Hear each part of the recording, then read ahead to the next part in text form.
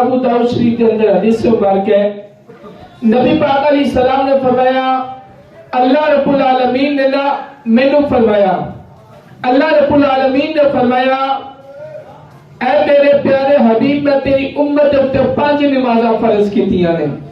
فرمایا جیڑا بندہ اے 5 نمازاں نو انہاں دے وقت دے اوتے پابندی دے نال پڑھے گا، جیڑا ٹائم نماز دا ہے اس ٹائم دے اوتے 5 نمازاں پڑھے گا اور پابندی دے نال 5 نمازاں پڑھے گا، اللہ نے فرمایا میں سونے تیرے نال وعدہ کرنا، جیڑا تیرا امتی 5 نمازاں پڑھتا رہے گا میں اس بندے نو جنت تے داخل کراں گا۔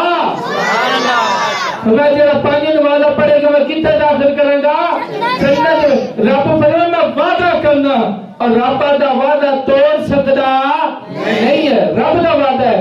اور پھر اگے حدیث ترکیب فرمایا، فرمایا جیڑا بندہ نمازاں نہ پڑھے اس بندے واسطے میرا کوئی وعدہ نہیں ہے۔ یاد رکھو نماز ضروری ہے میرے پیارے بھائی، اس طرح جی میں نماز پڑھنے دی فضیلت ہے۔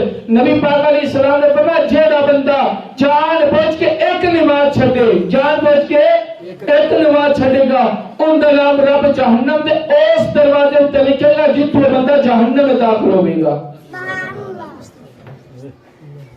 میرے پیارے بھائی ایک چیز نو غور کرو، کیا اسا نماز چھڑ رہے یا نہیں؟ نماز پڑھ رہے ہیں یا نہیں پڑھ رہے؟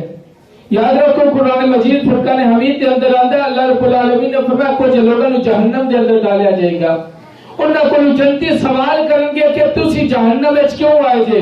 وہ کہیں گے کہ اسی نماز نہیں پڑھتے سی، اسا نماز نہیں پڑھتے سی، یتیماں دا حق کھاندے سی، اس میں تو رب نے جہنم میں سانو داخل کیتا ہے۔ میرے پیارے بھائی نماز ضروری ہے۔